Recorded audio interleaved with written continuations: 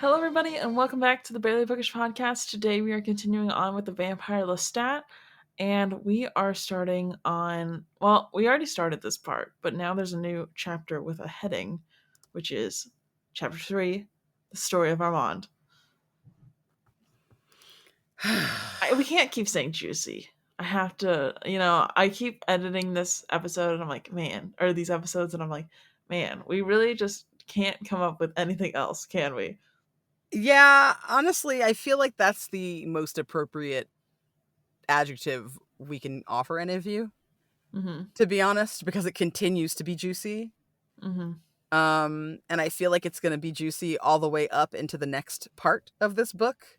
And then I'm pretty sure True. that whole part's going to be very juicy. So just, get over it, I guess. I guess. I like for the fact that I know where we're ending, you know what I mean? Like at some point he becomes a rock star. There's not that much left of this book. Like I was really looking at it, I'm like, huh. This Well, next section is going to be a lot. yeah. A lot is going to happen in this next section from Yeah. what I remember.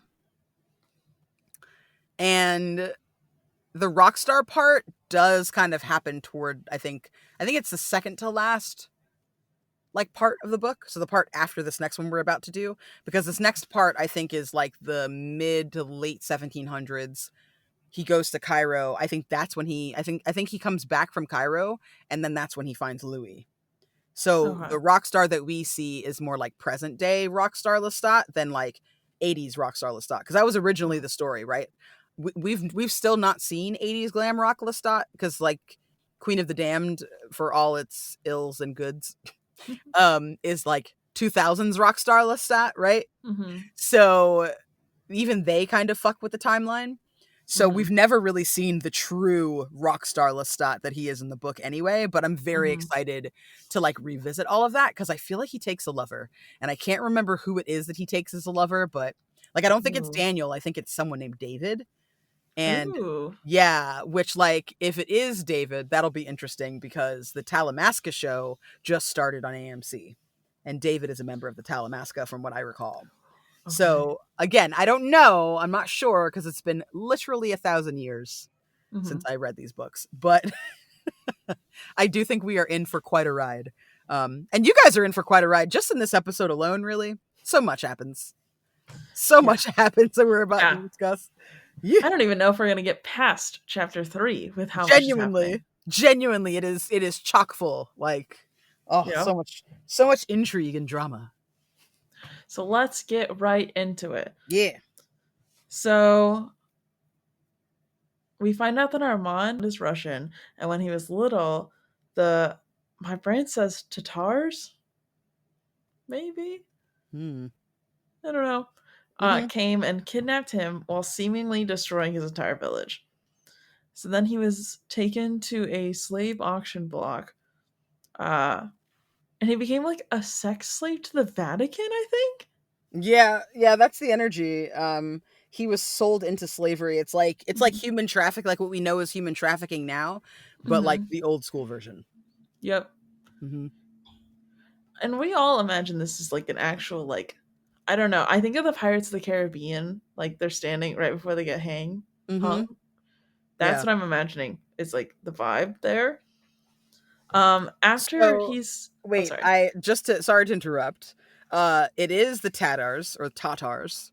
Okay, cool. They are various Turkic-speaking peoples of Eastern Europe and Central Asia who primarily lived in Russia's Tatarstan region, with large populations in other countries as well. It's a broad group for many in Asia. So like when they talk about Russia, I think they're talking about like the land rather than like what we know as Russia now. So he's not Russian like St. Petersburg Russian. He's Russian like Siberia. It used to be like how Russia is Asia. Like Russia is in Asia. It is an Asian country, but people consider it to be European because a lot of them look white. But I think centuries and centuries and centuries ago, that was not necessarily the case, which is why there is room for Armand to be brown in this universe. I know that they describe him differently in the book, but like knowing what we know about the TV show, I feel like it's not insane that he is a Swana looking man, that he's like South Asian. To me, that makes a lot of sense. I'm so bad with geography. I always forget that Russia's in Asia. Yeah.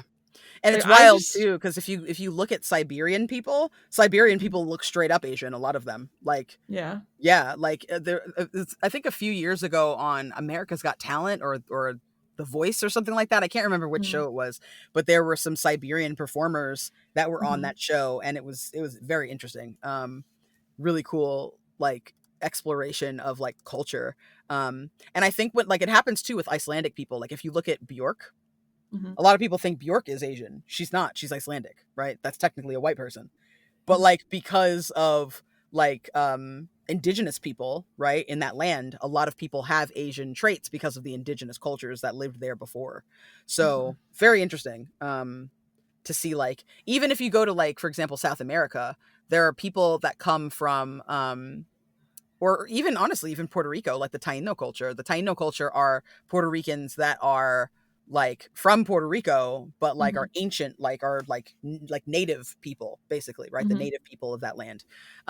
So it's interesting to see, like, for example, if you ever like watch the Road to El Dorado, right? The Mhm. people that you see there aren't the present day people of that realm of that country. They're the people that were like the ancestral people of that realm, right? Same thing Mhm. with if you go to Mexico and you look at like the ruins and like the Mayan ruins, Mayan people don't look necessarily the same as what Mexicans look like because Mexicans have been colonized, right? Like there were Mhm. colonial forces that came to Mexico. The Spanish came there. That's how they got Spanish as a language, right? So there was racial mixing and stuff, which is why you have so many different varieties of Mexican people. There are Mhm. black Mexicans, there are white Mexicans, there are more Hispanic and general Hispanic looking Mexicans with brown skin. But then there are also Mexicans that you'll see that have very strong features that almost look Asian. And the reason for that is because they're native. Just like Mhm. sometimes you find Native American people that look like they could be Asian, right? Because a lot of those people came across the Bering Strait and then into to people the North Americas, right? So I think it's really interesting when you follow that kind of logic to see what kind of people result from both both the human nomadic lifestyle, but also unfortunately colonization Mhm. and It's conquering, fun. which is essentially what happens to Armand, right? Like his people are Yeah. conquered and he is kidnapped and then sold into sexual slavery, which Yeah. is terrifying. This is why I love having you on the podcast. You're just a wealth of knowledge. I try, man. I don't know everything, but I know a lot of smart people that tell me stuff too. So I just soak that up and then I bring it over here like, hey, And you guess wring it out like a sponge for me. what? And I baby bird it. I'm like, thanks. I guess Tardistan is still a place. Oh. Yeah, it's not. Yeah, there's a subreddit for Tardistan. So yeah, it's just Hmm. not something that I guess like we technically know. And if What any of you all come out here and you're like, oh my God, you guys don't know that? Name all 50 states, okay? Fuck you. You know what I mean? yeah. Um, Someone said that there was a process of founding their nation through some Mongolian and Huns hordes with a pinch of every Hmm. steep nation who was nearby that time. So people say, usually when you say you're from Russia, they think you're Russian ethnically, which is not true.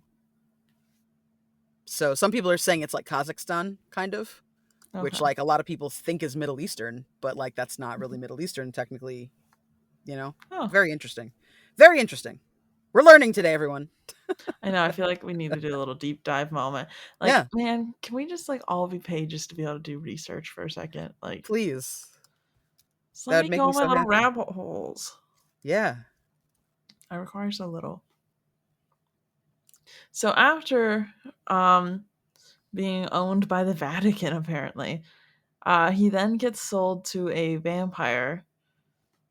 He's almost immediately bitten, and he feels like he's in love, Mm-hmm. and they just kind of keep him drunk forever. Yeah. So he then starts getting fully groomed Mm-hmm. by this vampire. He's like a little And boy. He's like a little boy trad wife or something. yeah, yeah, he's Yeah. like, you gotta imagine he's probably like 7, maybe. Yeah. So there's that.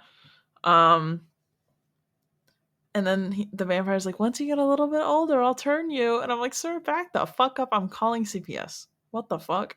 Yeah. Like he's tricked into thinking that his that like the bare minimum affection that he's getting from these Hmm. people is like kindness and plenty. Because like at first, Yeah. when he's kidnapped by like to go and be like with the Vatican and everything, I feel like Mhm. he has like several masters. But I think when he finally finds the one, right, Mhm. that it does feel, and granted, it's hard to like say that you can kind of trust this testimony because he was being Mhm. groomed. So Mhm. like, but it feels like he finds gentleness in this Mhm. new master that he has, right? And respect for his body or something. Because like that when he says like, "Oh, there's some things that you have to," he means biting for sure, but also Mhm. there's kind of like an underlying like there are things you're not meant for yet, right? Yeah. Your body. Which I'm like, Uh, hmm. I mean, that's good, I yeah. guess, but also this whole situation's weird, man. This feels like, have you ever met somebody that was in a really abusive relationship and then like gets with someone after that's like bare minimum, like Yeah, also and they're kind of like, a he's shit so person? good. Yes, that's what Yeah. this And is. you're like, Yep. oh, is Yeah. he? Like, the fuck are you talking about? And it's really sad too because like flashing forward to who Armand is now, that's why he was so willing to live in the shadows, Mm-hmm. right? Like he was fine living in the shadows because he's always grown up taking orders. He doesn't know how to like be his own person, right? That doesn't Yeah. exist for him. So being told just stay out of sight, he's like been there, done that, can do, right? And Yeah. immediately goes and lives out of sight for however many fucking hundreds of years. He needs to go on a little spiritual growth journey, go be single for like 10 centuries and go Yeah, like hike the Swiss Alps or something crazy. genuinely. Backpacking in Europe, friend. Breathe that Yeah. fresh mountain air. Like Yeah. holy shit. Get a van, van life it. Go through the Americas, Yeah. world tour, Mhm. the whole fucking nine. So now we're to the point where Armand gets turned and he fully has Stockholm syndrome at this point. He's like, I love him. And I'm like, Armand, no. Armand, no. There's Mhm. a power imbalance here. Fuck off. No. He has no idea. No clue. And then the worst part is like we know that Marius is smart enough to know that like one, because Armand has only ever been groomed, he has no backbone, which is not his own fault, No. really, but like it's still prominent. You know what I Yeah. mean? Yeah. So like, And he kind of can't help it. Like he yeah, leans into it because it's all he knows. yeah, I feel like it makes it even more compelling though that his power is manipulation. yeah, Like it's almost yeah. like he gets the power that like and maybe that's the key too because it's kind of like that for Lestat as well with his beauty and like his emotions. Like he Mhm, had like no real connection to his emotions. Like he felt uncomfortable and burdened by his emotions when he was mhm, mortal. And then like that becomes kind of part of his power as a vampire. mhm, And then like Armand is the victim of so many people and mhm, then becomes someone who can manipulate as a mhm. vampire. I know, I love it though. Yeah. I mean, it's like finding your power, in Yeah, like a really toxic way. yeah, yeah. No, Armand is everything toxic that there can be, to be honest. But Yeah. Yeah. he works it, I guess. I guess. I guess. So I'm getting the impression that he held Armand captive for like 1,000 years. So it feels like it wasn't 1,000 years because Armand does come of age before he's turned. Yeah. But like you're right, it does seem like an indeterminate amount of time for sure. They like say something in passing about 1,000 years. So I'm like, was it Yeah. you were a vampire with him for 1,000 years? Or like it'll be 1,000 years until you can be trusted with their secret? Like, I'm not really understanding the timeline here. Same. It's a little hazy. Yeah. So an indeterminate amount of time, but definitely a long while. Mm-hmm. So he grabs Armand and he's like, we gotta go. And Armand's like, the fuck do you mean?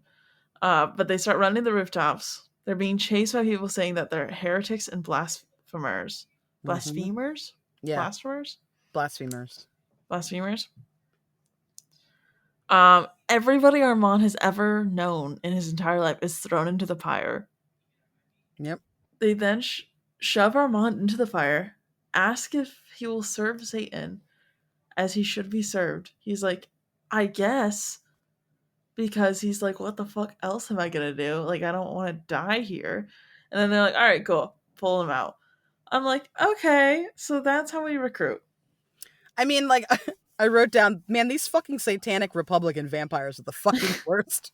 Literally, Like literally. they burn all the paintings that his master has done, right? Which like his Mhm. master, this whole time I'm like, this has to be Marius. I know Marius loves painting. It must be Marius, Yeah. right? We actually see Marius as Lestat's companion in Queen of the Damned, like the shitty movie.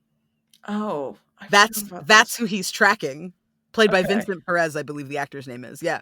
So that's who they're tracking. Who they're tracking. The Talamasca are tracking. They're tracking Lestat Mhm. and they're tracking Marius. But what they do is they give. I think they make Marius Lestat's maker Mhm. instead of Magnus in that movie. And Mm. I feel like we talked about that briefly because I couldn't remember the lore exactly, but I was like, this is not how it happens. Marius Yeah. and Magnus are not the same person. This castle thing happens where he's like he's turning in this like tower. That Mhm. happens, but it's not fucking Marius who does it, it's Magnus. So that's the difference there. Is Magnus is Lestat's creator, his sire, and Mhm. Marius is Armand's sire. It So really throws you they for a loop. burn. Yeah, they do because I mean the names are so similar. Same thing with Mhm. Santino and Santiago. Yes. Yeah, I'm like, who's the Santino person? I Um, know. so like so one of the things that Armand is told by Marius before he goes into the fire, before he goes into the flames and they're attacked, is he talks to him about like the immortals, right? Like and how there's other people who exist and like he doesn't really like know a whole lot about all of this because he's still trying to like wrap his head around being a vampire. But like how wild is it to like hear what it was like for Armand, even though it was abusive and it was horrible, right? From a vampire perspective, a purely vampiric perspective, he gets a wealth of information compared to what Lestat gets. Mhm. Like he has so much experience. He's like steeped in vampirism in a Mhm. way that Lestat will never be, right? Yep. So like I'm like reading this and I'm like, man, Lestat must be fucking like losing his shit to be getting these visions and to be hearing the story of his past. Like that must be so hard for him because like all he wants is to understand and he Mhm. can't. So like these people just brainwash Armand and like make him compliant, which like again is something he's used to, right? Mhm. Like he's used to being in victim mode because that's who he's always been, right? People have Mhm. continually victimized him. This is no different. And it's so sad to think that like even though you are this all-powerful creature, you are still like the prey. Yeah. Like that's wild. That must be fucking crazy for him. That must be awful. I can't even fucking. Oh. Yep. And they always make you feel bad for the people that are fucking assholes. Yeah.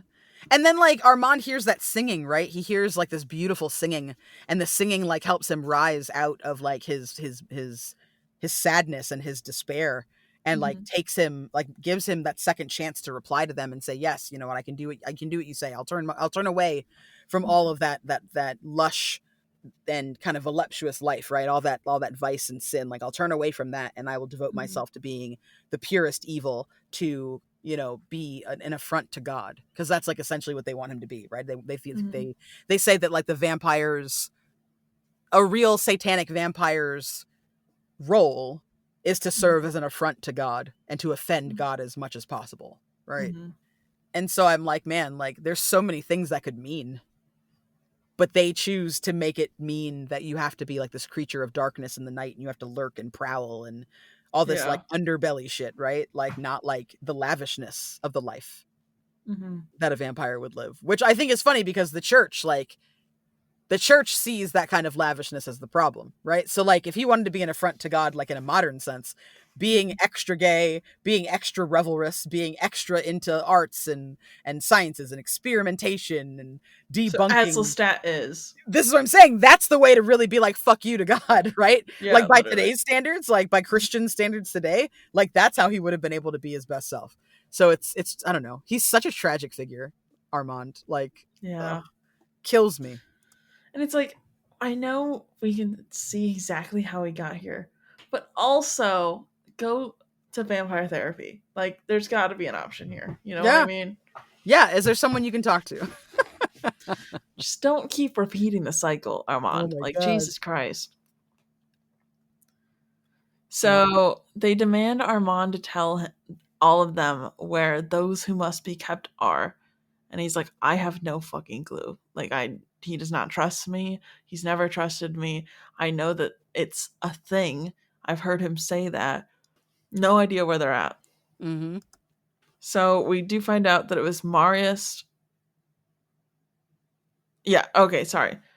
So we do find out that it was officially Marius that kept him, Mm-hmm. which we already predicted. Yes. And Marius dead now, supposedly. Mm-hmm. Supposedly. So those other vampires also do not understand what those who must be kept are. They just want to know where they are, but they have no idea who it is, what it is, anything. They just Mm-hmm. also heard the words and they're like, tell us the location. And he's like, no idea. So then Armand keeps having these crazy dreams that Marius is actually alive and wants him to come home. Mm-hmm. And I'm like, okay, you're a vampire, buddy. Those probably aren't just dreams. Yeah. Like, and Lestat's listening to this and he's like, can we talk more about that? And Armand's like, no, I was just dreaming. But yeah, Armand's like, I was just goofing. I was just hee hee and ha ha and hoo hoo. Yep. Yep. Nothing to worry about. And Lestat's like, I think we should like maybe investigate that or something. Yeah. And Armand's like, no. And like in the face of like Santino coming in, like giving all this, because Santino's kind of like the ringleader, I guess, of Mhm. these like of this other sect of vampires. And I feel like hearing what he has to say about like, I don't know, like being an affrontation to God or whatever, like Mhm. the crypt feels like an overcorrection. Like he's trying to do what he's being told by these other vampires. Mhm. Um, but basically like he has this fear of fire. He has a fear of the sun because of what happened to his master and what happened to everybody else that he knew. Mhm. And then like he's like I don't know. I'm dying to know more about Santino. I don't know that we're actually going to get this information, Mhm. but like I'm dying to know more about him because he gets like this full education on vampirism from Santino. Mhm. Um and how like am I skipping ahead or do you have this in there about the vampire laws? That was literally what I was just about to go into, so you're perfect. Okay. Right on Yeah. time. Please say yours and then I'll say mine. It's my note was just there's a bunch of rules about who is allowed to be turned and who is not allowed to be turned, and it's only hot people. Yeah, man. Side note, I wrote down a really stupid note that I'm going to share with you. Okay. I'm going to write this parody song. I don't know when, but you will be the first to know when I do. Vampire rules, I count them. Yes. I Yes. gotta tell no one. Like, we need to do a Lipa cover right now. Love. Um, Love that. so, um, so Armand gets this like second education. So this is what I'm saying. Lestat gets zero education. Louis None. gets like a droplet of education. Armand gets two different educations on how to be a vampire. The second education's from Santino. And like it's like it places the onus on the leader of whatever coven to be Mhm. the one to give the dark gift. So like already Lestat's fucked up, right? Because he doesn't have a coven and he's given Mhm. the dark gift to not one, but technically two people, right? That he's Mhm. kind of helped along in this process. So like he like the onus of the leader of the coven is the only the burden for them is being the only one who can give the dark gift. And not only that, it discriminates against anyone who's disabled, right? Mhm. Anyone who's disabled at all, anyone who's ugly because they want to offend God as much as possible. So I'm like, okay, well if you want beautiful people so you can offend God, then why are you crawling around in the dirt, man? Right? Literally. Like it really does feel Literally. like an overcorrection on Armand and the rest of those that sect of vampires, like that one coven. Mhm. It feels like an overcorrection on their part. Um, Mhm. and then it's like, wait a minute, what does that mean for Gabrielle? She's technically an abomination too, because she was about to die and she was sick Yeah. and weak. So yeah, she was beautiful, but she was on her way out. And that's Mhm. against the rules to give it to somebody who's sick and weak and dying. Mhm. They want to make the best versions of themselves that they can. But also, Lestat is an abomination because Lestat has old blood, which gives him an unfavorable advantage Mhm. among all vampires because you're not Mhm. allowed to give old blood to people. You have to dilute it. Mhm. I'm like, who keeps track of these rules, man? Is there like a ledger or something? Like, is there a network? Is there a website? Like, how do It feels like when a cop's pulling you over and then they just like make up laws and you're like, I swear to Yes. God. You're like, there's no fucking way that's a law. And then they're like, let me jot that down really quick. Okay, now it's a law. Fuck you. You know what I Yeah, mean? dude. Exactly fucking that. Ugh.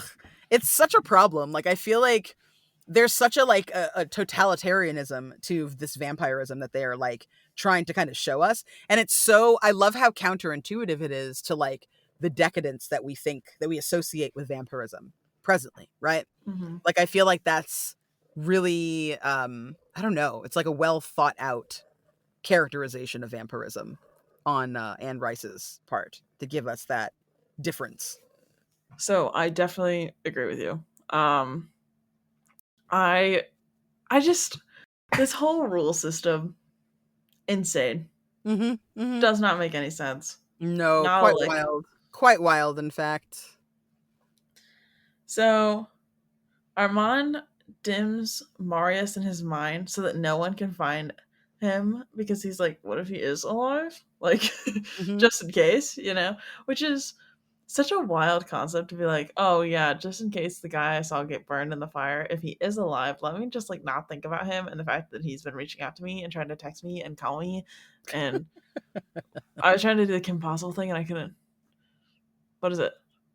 Call me, beep me if you want to reach me. Oh yeah.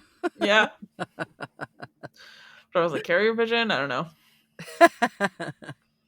Like, at this point, Marius is like taking rocks to his window and be like, hey, Armand, Please you should just like come outside and talk like to just me. be my little boyfriend. Like, what if you just like hung out with me? I don't know. And Armand's like, la la la la la, I We don't could hear be you. together, Yeah, please. truly. And then Santino, the leader of the cult, really likes Armand and how quickly he can follow orders. And I'm like, oh, babe, that's trauma. Mm, Babe, that's trauma. that right there.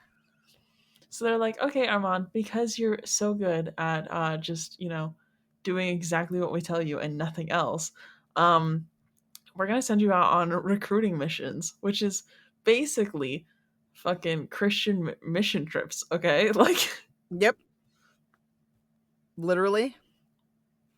so they send Armand on these recruiting missions. Armand only lures those out that want to die so that he can drink from them, Of which, course.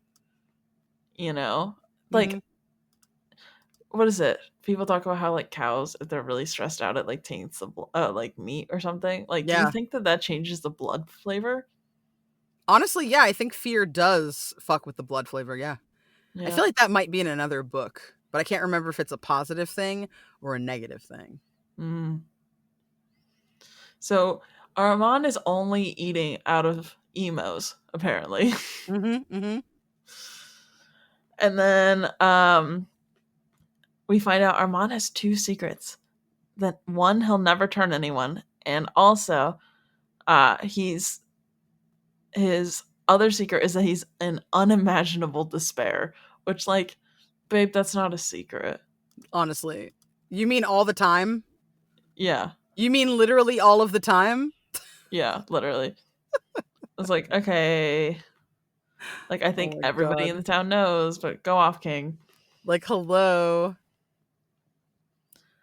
We also find out that the other problem here is that Lestat reminds Armand of Marius, which is why he's obsessed with him. I can see that cuz he's like all about humans. Mm-hmm.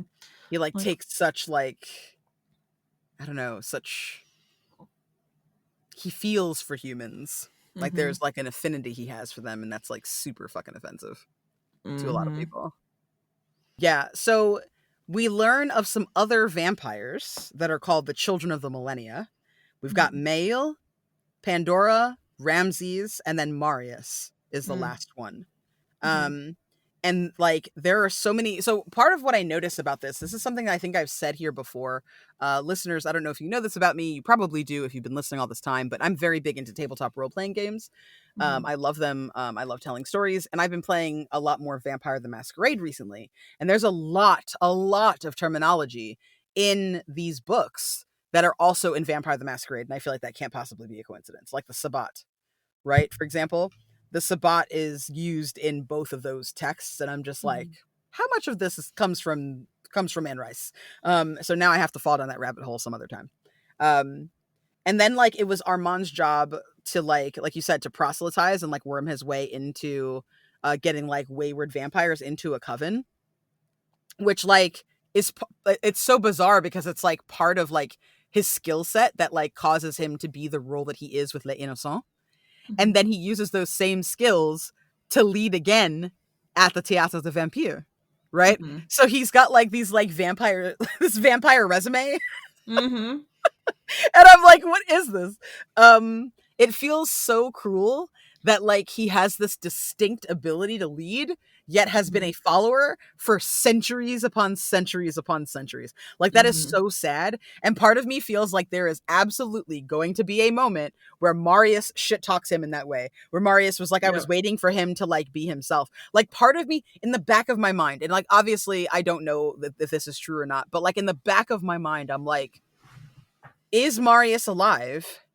Mhm. And was that a test? Mhm. Like, was that all a test to see if Armand was like the right one, right? To Yeah. like see if he could actually do something, like if he Mhm. was ready for like the next phase of vampirism and to know more about vampires. Like, part of Mhm. me wonders if that like free thought is what like delineates one of the old ones from one of the Mhm. new ones, right? Mhm. Like from somebody who is like less respected. So like, ugh, I'm dying to know. Like I'm dying to know because that means both Armand and Lestat both come from old blood. Mhm. So I'm like, what's the deal, right? Like tell me Yeah. more. Um and then also like when Armand feeds on people, he Mhm. gives humans visions to convince them to come to him, right? So it's like a hypnotic thing. And I'm like, Mhm. okay, well then thinking back to Interview with the Vampire, that little boy that like he feeds off of, no wonder he's feeding off of a young boy. That's what he knows. That's who Yeah. he was, Yep. right? So he becomes the Marius to that boy in Interview with the Vampire, Mhm. which is wild to me. And then like talk about like generational trauma and like Mhm. traumatic abuse, right? And like Mhm. how abuse frames people's lives. And then on top of that, right, you've got like the boy feeling ecstatic, and at first Louis is like, I wonder why he loves it so much, but then you realize he loves it because he's drunk on Armand. Mhm.